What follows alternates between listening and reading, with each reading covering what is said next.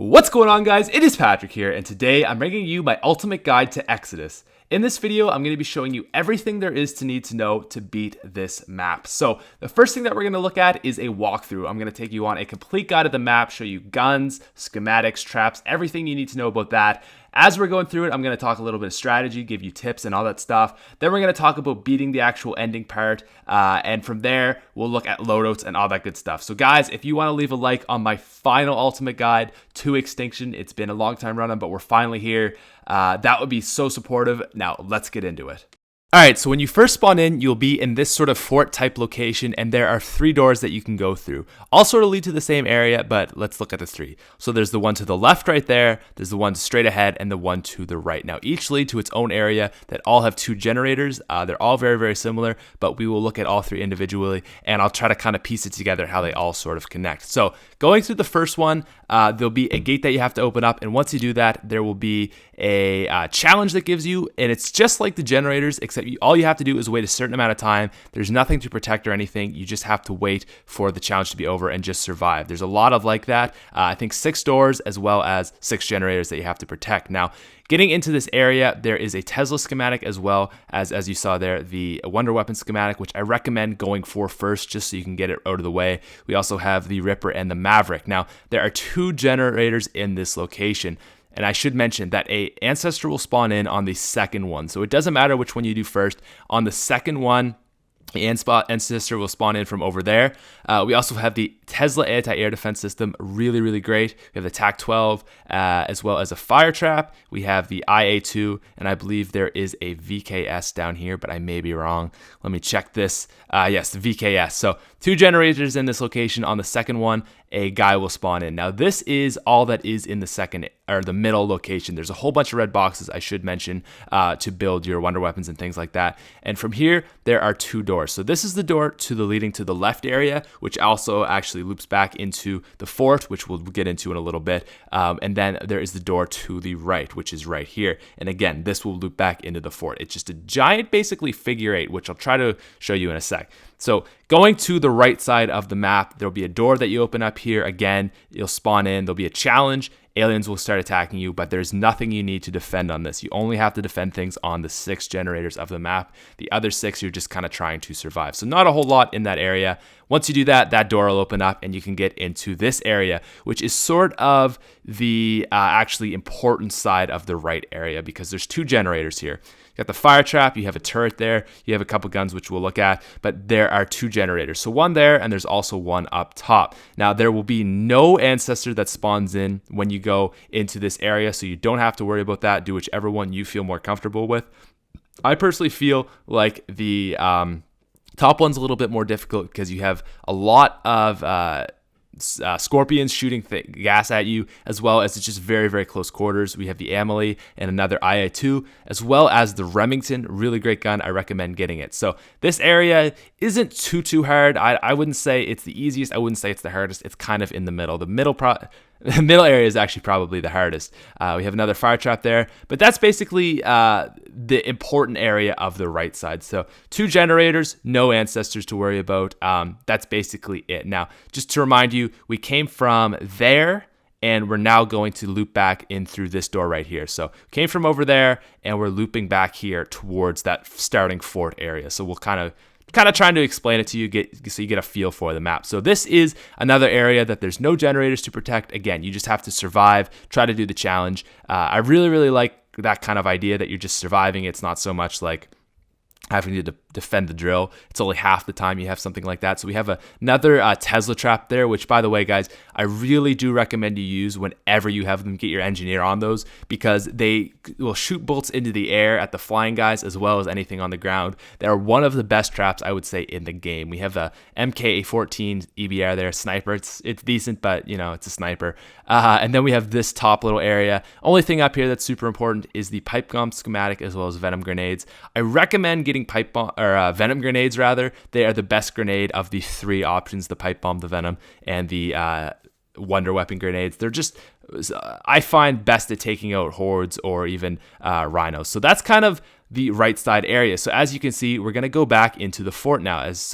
I'm just kind of like looking around. So we came from over there, from the generator place, and now we can loop back into this door, and we're exactly back where we started. So you see how that's just basically one big circle going from the middle, looping back into the right. It's basically the exact same thing if we go to the left side, which we're going to go now. So here is the left side. And like I said, it's just a giant loop again. So we have another schematic table here, venom grenades and sticky flares. Sticky flares I also recommend. I got the Maverick right there for 1,500 points. Pretty good gun. And then another Remington over to the left here. Now this area, again, just want to make sure you guys know, this area, there's no generators. Again, you just have to survive, let the clock tick out, and the next door will open so you get into the other side of the map. Now, there also, I believe, are 2 traps in this area, which aren't the most helpful, but just they're not that like important. But you have another Tesla one, and then there is a fire trap just around the corner here. So once you get through here, this door will open up just right there, and you will be able to go into the generator part of the left side of the map. So got an electric fence right there just starting off, and like I said, there are 2 generators here. So there's one you're going to see right there. I'm just looking at guns, but fire traps, all that kind of stuff. So you have one generator that's right there. This one is probably the hardest of the 2. Also have the K7 there. And there is another one that's actually up top above this sort of gas station type place. And I would recommend doing this one second, because once you do the second one, you will get another ancestor. And doing this one, like I said, you just kind of have a height advantage over the ancestor, because he's going to spawn in. I'll point to it in a second. He's going to kind of like spawn in over in this sort of area. So he's going to come from there. So you're going to want to have the height advantage, just kind of get that over him. So I would recommend doing that spot second. But this is by far the easiest of the 3 areas. This is the left side again. And this isn't too bad. So the alien's going to come in, and he's going to kind of like stand about in this sort of area. So once you've done these 2, you can go open this door. And again, it's the exact same thing again. Now, I do just want to mention to you guys that what I recommend doing is do most of the doors, then start working on the generators, and then finish the doors, then finish the generators. So do like 4 or 5 doors open, maybe all 6, then go working on the generators. Don't start the generators first, because you get ancestors. It's hard. And as you can see, we've looped all the way back around into the middle area again. So hopefully that kind of gives you an idea of what this place is like. It's just basically a giant figure 8. It's not too hard once you get a feel for it. But anyways, once you beat all 6 generators, you will be moved on to the last area, which you have to move back into this fort and face the ancestors. Okay, so once you turn on all 6 generators, you're going to come back to this fort area. There's going to be a little cutscene with Samantha, and 3 ancestors are going to come at you. Now, they do spawn in one at a time, so don't worry about that. But basically, it's the final boss fight. So 3 ancestors, like I said, you absolutely need a wonder weapon on this guy. It will take down his shield when you charge it up and shoot it at him. I'm sure you probably already know that by now. As you can see right there, takes down his shield. Absolutely necessary. You should have a couple guys on that duty, just shield duty, taking that down, and then a couple guys just shooting at him. Honestly, these ancestors aren't really that hard. I have a video where I go really in depth on it if you want to check that out. But really, these guys shouldn't give you that much of a problem. All they can do is shoot black holes at you and lift you up. The thing that will get you in this area is going to be the aliens. You're going to have guys covering. You're going to have like a guy or 2 focusing on the aliens or the ancestors, and then you're also going to want guys just covering all the aliens and covering the guys that are shooting at the ancestor, because that's what I find in this area is actually the hardest. Is not the ancestors themselves. They're really they die pretty quickly. It's more so just dealing with all the aliens that are spawning in as you're trying to kill them. Now, I recommend putting sentries up in this area, and there's good spots you can put sentries, and there's bad. Put them where I have one. I have right on each side of the staircase at the front of the gate. Now, like I said, there'll be 3 guys spawning in, one from the left side, one from the right side, one from the middle. So put your sentries around, but make sure they're closer to the fronts, right by the towers, because there's actually Tesla traps on the towers. As you can kind of see up there, it's like zapping it. It will cover your sentries, which makes this so much easier. If you have things covering your sentries, you won't have to worry about them, and the sentries can just clean up. So make sure you put them close to the Tesla traps, and that's great. Now, the other tip I have for you is do the Easter egg on this. It's very, very simple. Just search Call of Duty Ghost Extinction Easter egg. It's all you have to do is find 3 eyeballs around the map. I don't want to bother showing it because I'm sure a lot of you already know it, but save it till this area. It's going to give you fast hands, feral instincts, and just really, I may actually give you more damage as well. I'm not 100% sure, but for 3 minutes, it's going to really help you take out the ancestors as well as just deal with all the aliens on the map. So this area isn't really too hard as long as you have your sentries set up in the right areas by those Tesla traps so that they will be protected. And, it's just being a smart player and, having good teammates. So that is really it. Once you take out this third guy, you just got to wait a little bit for the Cortex to charge up. You can shoot it out. And that is Exodus. All right, guys, so now we're going to look at loadouts. So in the past, what I've done is kind of given you an exact sort of plan to follow verbatim, and I think I'm going to switch that up this time. Instead, I'm just going to give you a general idea, sort of a second opinion of what I recommend. You don't have to listen to it, but it's just sort of a second opinion that you can look at, get ideas, and you can kind of manipulate to fit your needs specifically. So first off, looking at what classes you need. As 4 players, I recommend 2 medics. Now, why 2 medics is basically this map isn't extremely hard. I don't think it's the hardest, but in some senses it is, because it feels like when you go down, everything just goes to hell. And having 2 medics will really help you in that regard. You'll have the armory upgrades, so you can just bring people right back up, get right back on your feet, and there'll be no worries. Having 2 medics isn't absolutely important. I do recommend 1, but having 2 will just give you that extra sort of help just in case people start going down really fast. Now, the engineer is absolutely crucial. You have to run engineer. The generators in this, there may only be 6, but they go down extremely fast. They may not have made it so every single area you have to focus on something, but on the ones you do, you have to focus hard. And the engineer will give it more health. Plus, what is extremely important is it will make it so that you repair it faster. Trust me, as the engineer, I always play myself. I probably have to repair it 6 times a game, and just having that extra speed is really, really great when you have 2 mammoths behind you thrashing your back. So the last thing we have is weapon specialist, and this isn't ultimately important, but I do recommend the weapon specialist just because it'll give you that extra advantage of one guy just being a slayer with probably like an LMG, the fast reload, just really, really go into town. For pistols, it's your call. I recommend the GRAC, the automatic pistol, but it doesn't matter. Personally, I recommend incendiary ammo. This isn't totally important, but it is probably the best of them all, unless you have that crazy like 250 teeth, like everything ammo, but you're probably not going to have that.